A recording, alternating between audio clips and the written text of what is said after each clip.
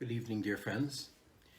Thank you for joining me this evening in the second part of our examination, contemplation of John the Baptizer. Last week we heard how his father entered the temple in Jerusalem to bring the sacrifice of incense and had a vision of the Archangel Gabriel who told him about the coming of his son and prophesied many of his qualities, and how Zechariah, the father, was struck dumb. He went home, his wife became pregnant, Elizabeth, both of them old, and this magnificent, wonderful event takes place. And then the Gospel of Luke swings to the other pendulum, to a very young maiden, as she's called, who also receives a visit from Gabriel, who also hears that she will bear a son, who also will have many remarkable qualities.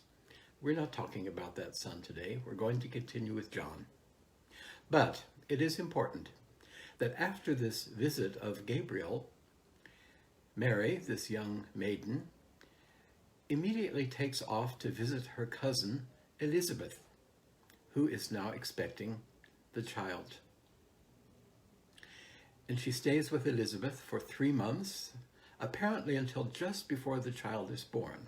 This little detail is missing. And as part of this visit, not only the two mothers are visiting each other, the spiritual beings of the two children who are on their way to incarnation also meet. Elizabeth reports that at the voice of her cousin, hearing about the coming of their Lord, the child in her moved, jumped for joy, some creative translators add. It is said that this was the first time she had experienced the embryo moving within her body, which is remarkable for a 6-month-old baby in the mother's womb. We can leave that as it is. Important, I think, is that the two beings who are on their way to the earth meet in the spirit, and that this meeting in the spirit has its repercussions in the physical world. It's noticed. People hear it. The mothers notice that something is going on. And just ask yourself, how many biographies have you read which tell a story like this? That the mother of the person being written about visits or is visited by another mother, and that such things take place. This is an unusual feature of any biography, which leads me to the statement by Rudolf Steiner in Christianity's Mystical Fact, when he says that the Gospels do not tell a typical biographical story of the life of Jesus of Nazareth, but only say those things that are important for his development, in that case as the Messiah, in this case for John as being the one who's going to be the forerunner for the Christ.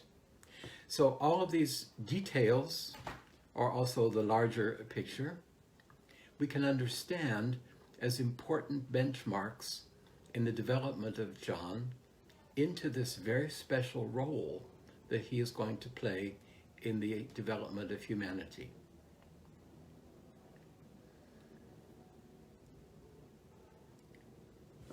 And again, we are presented with the theme of the old and the new. The angel comes to the old father, and then it goes to the young, very young mother. And the very young mother and the very old mother meet each other. And we can begin to experience the nature of these two beings who are approaching the earth. John, approaching out of the old traditions, bringing something very new. And the child who's growing within Mary, whose body is growing within Mary, is reported to be a soul who had never incarnated on the earth before. So we have this deep contrast between John, of whom wise men say he was Adam, the first human being, and came back again and again and again, and always served at crucial moments in human development.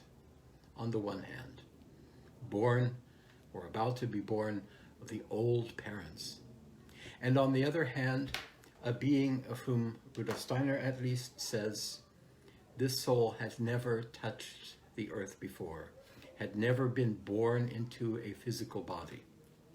These two cousins, let's call them, meet in the spiritual realm on their way into earth.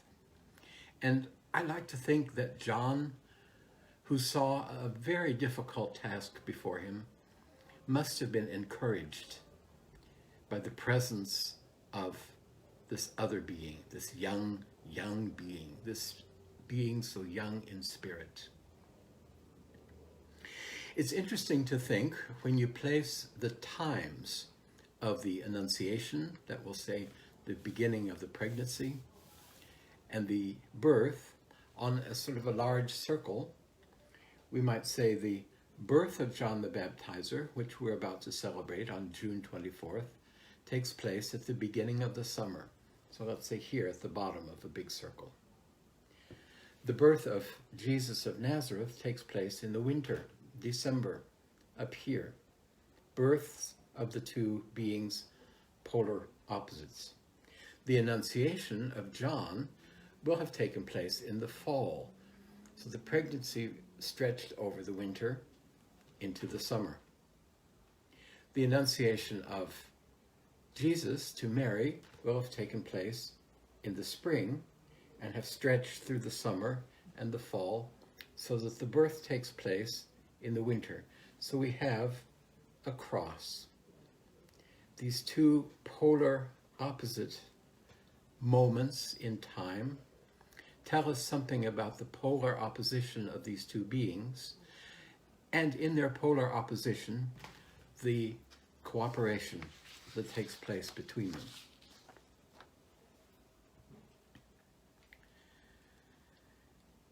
If we move to the very end of the first chapter of Luke. So think of the first chapter of Luke as being the John chapter, with in its middle, as a kind of kernel of the whole, the Annunciation by Gabriel to Mary. So we have the beginning, the Annunciation to Zechariah, the Annunciation to Mary, and then the birth of John, the naming of John, the song of praise of Zechariah, and then at the very end, and if parallel to the beginning, we have an interesting little sentence. And the child, speaking of John now, and the child grew and became strong of spirit, and was in the deserts until the days of his manifestation in Israel. I didn't make a mistake. The child grew strong and became strong of spirit and was in the deserts. The Greek tells us, en tois erenois, in the deserts. Hang on to that. This word erenois can be translated desert as a geographical place, a topographical area. It can also be translated loneliness, solitude, seclusion. And in this case, loneliness or solitude not as an emotional state, as if to say, oh, I'm all by myself, I feel so lonely, no one else is around, but a conscious choice to move into this particular part of the world, geographically, but also spiritually. Spiritual solitude, we might say, in which John was able to undergo the spiritual development that was necessary for him to recognize the Messiah when this being set its foot in the Jordan. Not a traditional mystery schooling with hierophants and priests and learning ancient texts and doing practices and purifications, but a very solitary, very, how shall I say, in the best sense of the word, personal path. you might say, a path directly between John and the spiritual powers that were teaching him. We might actually say even the Christ himself, before his incarnation into Jesus at the baptism, was leading the way and performing whatever rituals were taking place in order for John to recognize the Messiah when this Messiah would be standing before him in physical presence.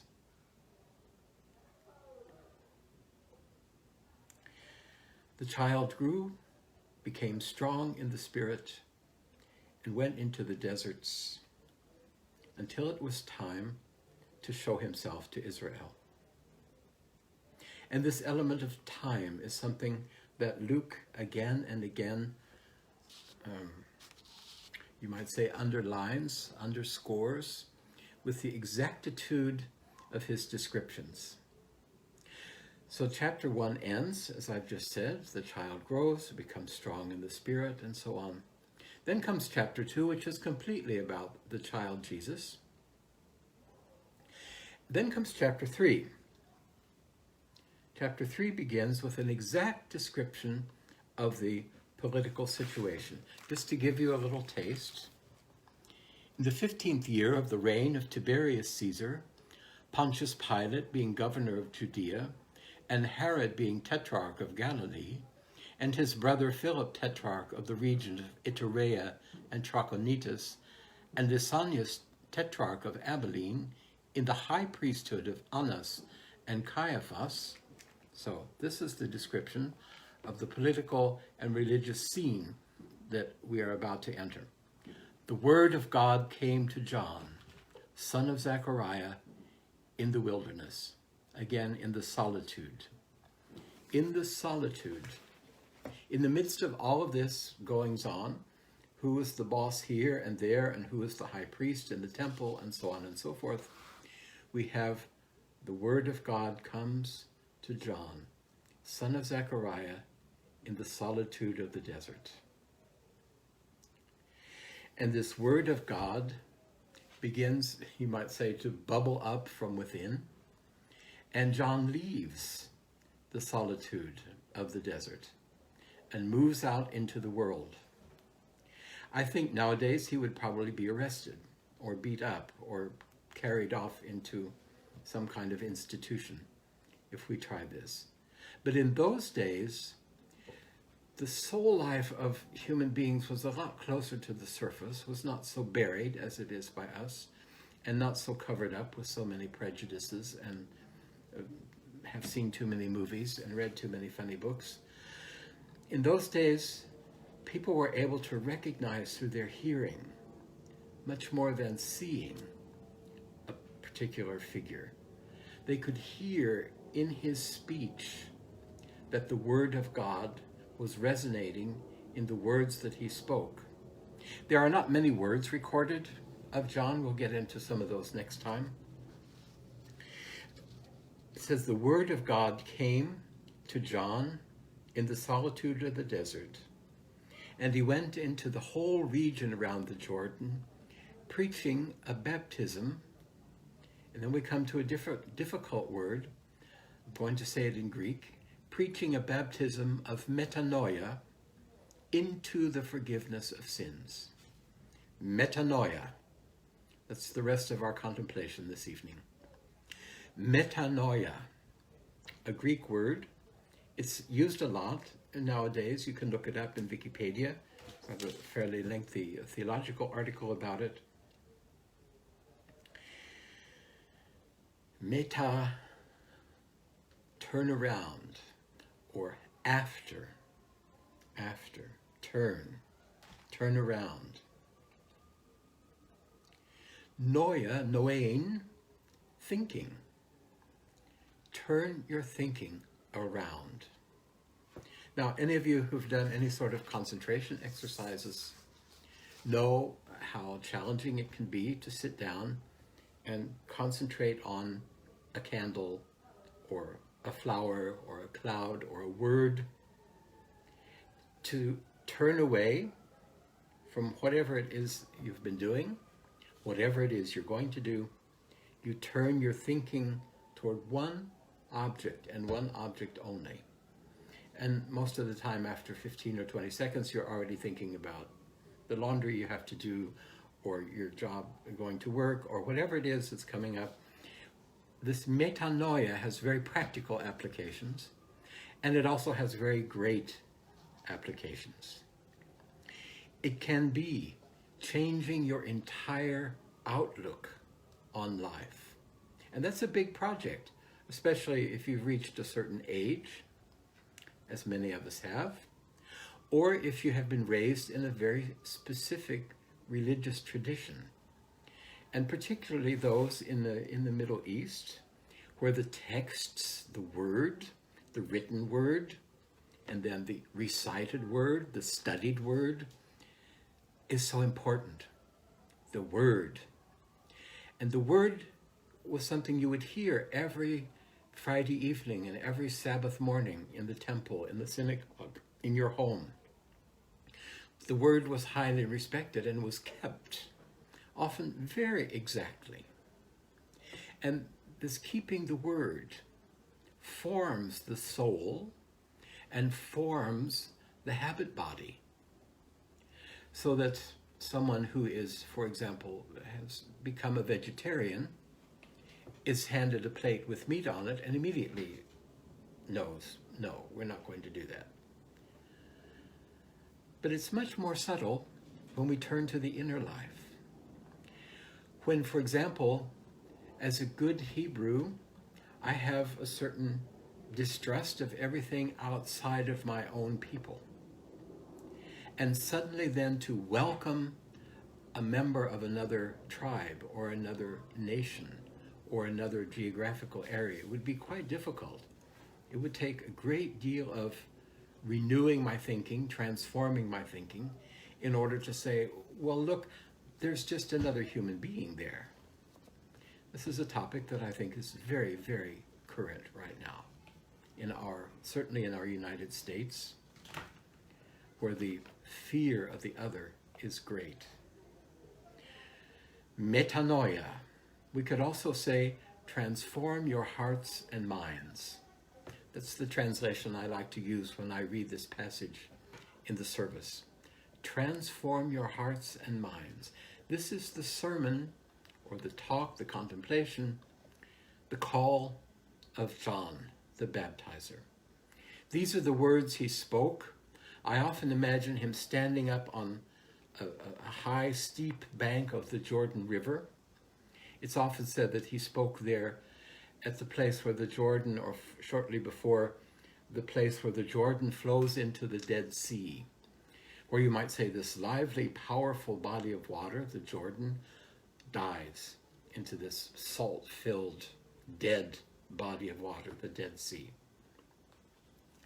And in this particular geographical, topographical, spiritual life force area, John speaks this word of God that has come to him in the solitude. He now speaks it in front of whoever will listen. It's often said, I believe it's the Gospel of Mark, who says, all Judea, all of Jerusalem came to hear him. And now we hear another mysterious word. All of Jerusalem? Am I to imagine that the entire city emptied out? Every worker, every market person, every priest, every teacher, every person taking care of a household suddenly dropped everything and walked out to the Jordan, which was a certain trip? I don't think so. But when we hear all of Jerusalem or all of Judea came to listen to him, this suggests to me that the word of God that came to John in the desert and that is now bursting forth out of his physical mouth carries a much wider and therefore much subtler energy into the whole surrounding area, so that whether or not they physically hear what he has to say, they become aware of his message. You might say they hear the call from a distance. And just one more thing then about this hearing the call. We also can read this in the Gospel of Luke. People come and they say, "What shall we do?" What shall we do if we put the accent differently? And perhaps they were expecting him to say, well, join me in the desert and fast and pray and turn your attention toward Yahweh and leave your life behind. But no, he said, for example, to the soldiers who came and said, "What shall we do?" Be satisfied with your pay, and don't steal and pillage the villages when you conquer them. That was a stiff order. And he said to the tax collectors, be honest.